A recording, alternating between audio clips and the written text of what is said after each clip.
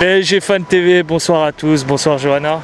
Bonsoir Onip. On enregistre nos 3 premiers points avec une lanterne rouge face à Metz. Ça a été très difficile, très poussif.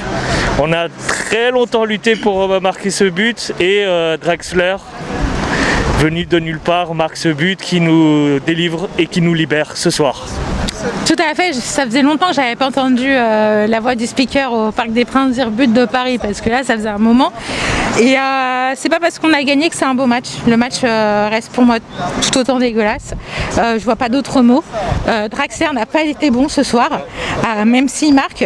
C'est comme si un joueur marche sur tout le terrain et ne fait rien du tout, et fait un exploit et marque, et on l'applaudit. Bon, après, la difficulté de ce but, c'est qu'on jouait à 9 contre 11, parce qu'il y a le carton rouge, puis Bernat qui sort sur blessure. Donc c'est quand même super qu'on ait réussi à marquer alors qu'on est fortement diminué en termes de nombre. Mais ça n'enlève pas le manque de centre, de bons centres.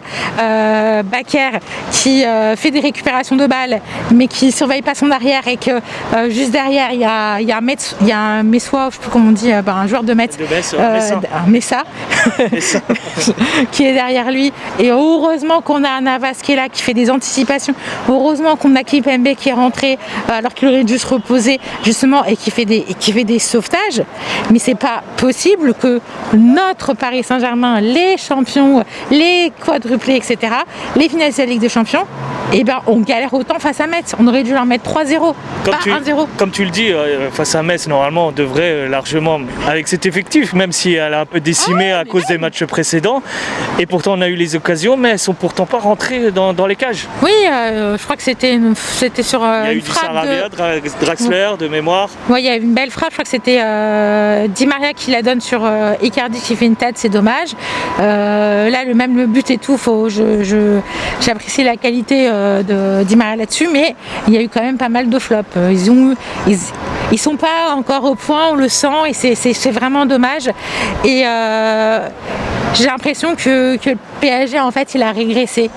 Et c'est ça qui me perturbe dans le jeu. Et il faut faire un ménage. Il faut donner la chance au Titi. Je comprends pas pourquoi Calimendo n'est pas rentré aujourd'hui, ni la semaine dernière. Ça aurait pu beaucoup apporter. Et Gay, il aurait dû sortir plus tôt. Gay, il est cramé. Ah oui, Gay. Je suis désolée, hein, Stéphane, c'est ton gars. Mais Gay, il était cramé, mais vraiment cramé.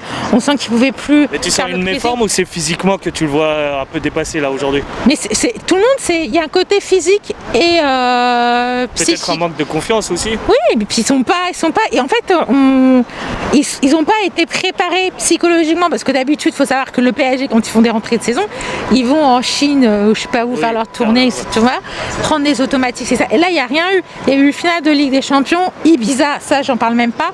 Paf, dans le championnat, ils arrivent. Là, aujourd'hui, c'est notre première journée, on l'a fait avec un retard parce que le calendrier était pas bon. Mais c'est pas une excuse. Et puis, là, on a encore un carton rouge qu'on s'est pris, donc on va pas commencer à cumuler les cartons rouges et suspensions, etc. Plus le Covid, on va finir en U19 en fait. On va voir pour la suite. Je te remercie encore, Johanna, et à très vite. À très vite, c'est dimanche, je crois. C'est dimanche face à Nice.